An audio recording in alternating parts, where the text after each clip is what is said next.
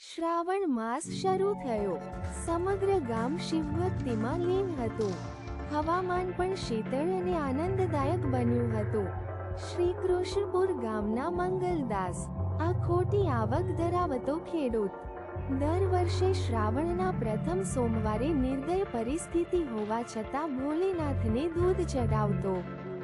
આ વર્ષે વરસાદ વધારે પડતો હતો. કાળા વાદળો વચ્ચે પણ મંગલદાસ પોતાની બકરી પાસેથી થોડું દૂધ કાઢી લાવતો અને મંદિર જતો.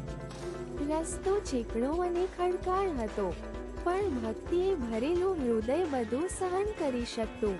મંદિર પહોંચી ભોલેનાથના લિંગને દૂધ ચડાવ્યું અને ભજન કરતા કરતા આંખો ભીની થઈ ગઈ. એ દિવસે ગામમાં વાત ફાટી કે મંદિરના શિવલિંગ પરથી દૂધ નહોતું સરક્યું.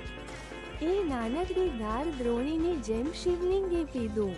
લોકો મંગલદાસની ભક્તિ જોઈ આશ્ચર્યમાં પડી ગયા. મંદિરના પૂજારીએ સૌને કહ્યું, સાચી ભક્તિ ઈશ્વરને પ્રસન્ન કરી શકે છે. Thank you for watching Gujju કી અનોખી કહાનિयाँ. Please subscribe, like and share my videos more updates. Also, follow my Facebook page for more updates.